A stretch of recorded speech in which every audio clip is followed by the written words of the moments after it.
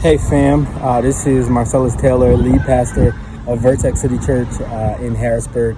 Today I'm actually doing my 4-minute devotion in Uptown where our church is located, so not too far from some other popular spots. But I wanted to do it here because for me, it is important that we realize that it is, even though we are social distancing, we have to come to the city and we have to, be a part of it.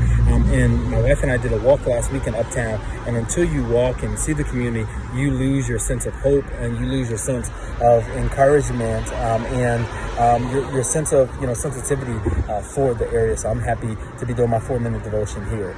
The scripture I want to point out to you is a familiar scripture. It's Isaiah 40:31. It says, those who put their trust in the Lord, He's going to renew their strength.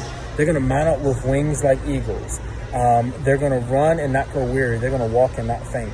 The scripture speaks to me because this week for our 4-minute devotion, both Brett and I, we're going to be dealing with this idea of restoration. And a lot of times when we think restoration, the first thing that comes to mind is I'm going to get money, I'm going to get land. But it is critical to note that the greatest restoration you can have is internal restoration.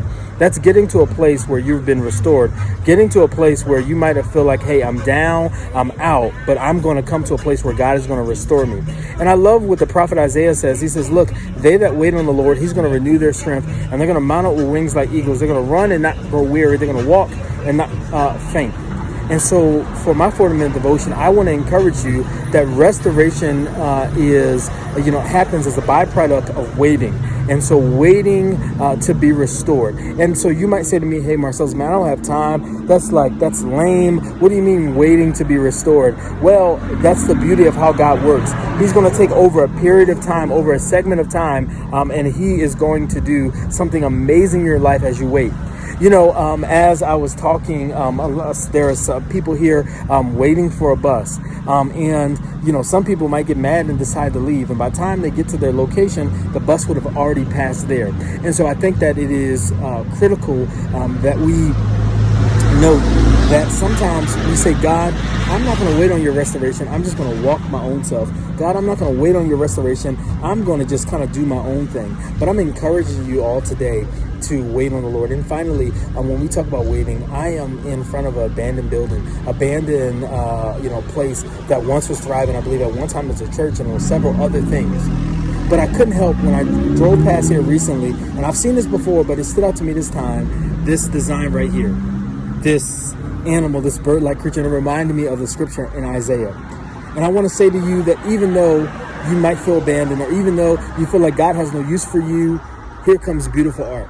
And He is the mosaic Jesus, the Jesus who will take those unrestored places in your life and restore them and redeem them to a place where God will get maximum glory out your life. And so I just wanted to come through in our 4-minute devotion. I know it's a lot of noise in the background, but I wanted to purposely do it from a place where you can see that even in hopeless situations, God, yes, the God of the universe, will take those hopeless situations and He will restore you. So remember that you are restored in your waiting on the Lord, because He will come through and He will deliver and restore you back, and I believe greater than what you had before. So let's pray. Eternal God, I thank You for this day of life and of lessons. Truly, Lord, this is a day that You've made. Father, help us to be restored. Help us to be committed to the idea that when we wait on You, we're not aimlessly waiting, but we can wait and trust. And just like this eagle, we can trust that You will come through and that You'll never fail us. In Jesus' name we pray. Amen. Be restored, family. I love y'all.